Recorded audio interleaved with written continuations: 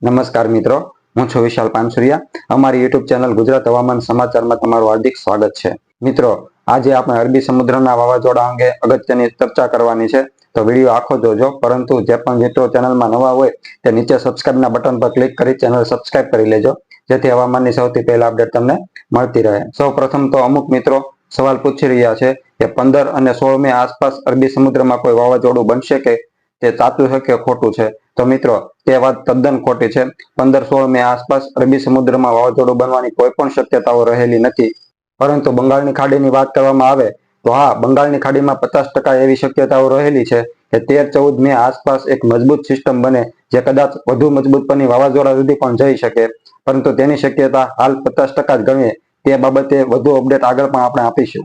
હવે રહી વાત આ વર્ષે અરબી સમુદ્રમાં વાવાઝોડું બનશે કે નહીં તેના વિશે, તો મિત્રો, દર વર્ષે મે મહિનાના છેલ્લા અઠવાડિયાના તથા જૂન મહિનાના પ્રથમ 2 અઠવાડિયા દરમિયાન અરબી સમુદ્રનું તાપમાન ખૂબ વધારે હોય છે.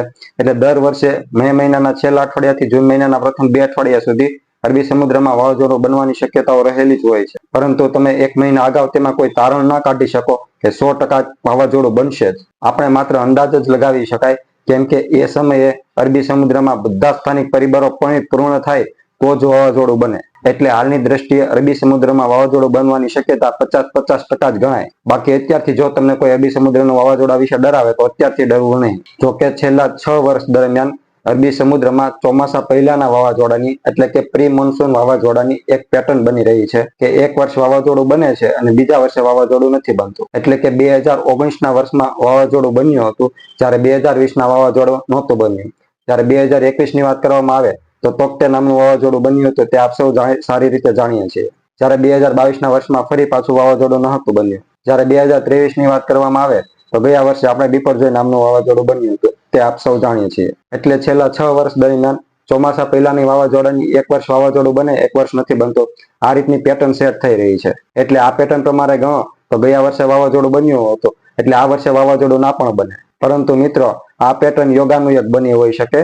બાકી વાવાઝોડું કોઈ પણ પેટર્ન પ્રમાણે કામ કરતું નથી. એટલે કોઈ પણ ગાફલતમાં આપણે એ રહી શકીએ નહીં. એટલે આ પેટર્ન આ વર્ષે પણ આગળ વધે એ જરૂરી નથી. અને રહી વાત કે આ વર્ષે જો વાવાઝોડું બને તો કયા વિસ્તારમાં ત્રાટકે, તો મિત્રો, અરબી સમુદ્રમાં વાવાઝોડું એક્ઝેક્ટ કયા પોઈન્ટ ઉપર બનતું હોય છે તેના ઉપર તેનો રૂટ નક્કી થતો હોય છે. અને બીજી વાત કે અરબી સમુદ્રને હજુ સુધી કોઈ પણ ઓળખી શક્યું નથી. વાવાઝોડું બન્યા બાદ પણ મોડેલો જે રીતે રૂટ દર્શાવતા હોય તેમાં વારંવાર ફેરફારો થયા કરે છે. અને ચાલુ વાવાઝોડાના રૂટમાં પણ અચાનક વાવાઝોડું ગમે ત્યાં વળાંક લઈ લે છે. એટલે વાવાઝોડું બન્યા પહેલા જ કયા વિસ્તારમાં વાવાઝોડું ત્રાટકશે તેવો હવામાં ગોળીબાર કરવાનો કોઈ પણ મતલબ રહેતો નથી. એટલે મિત્રો, અરબી સમુદ્રના વાવાઝોડા વિશે જો કોઈ પણ તમને અગાઉથી ડરાવે તો તમારે ડરવાની કોઈ પણ જરૂર નથી. જ્યારે પણ વ્યવસ્થિત શક્યતાઓ બનશે ત્યારે સૌપ્રથમ આપણે તમને અપડેટ આપી અને જણાવીશું, અને કોઈ પણ ખોટું ડરાવીશું નહીં. મિત્રો, આવી જ રીતે હવામાનની સૌપ્રથમ અપડેટ મેળવવા માટે ચેનલમાં જે પણ મિત્રો ન હોય તે નીચે સબસ્ક્રાઇબ કરી લેજો તથા વિડીયો લાઈક અને શેર કરી દેજો. આભાર.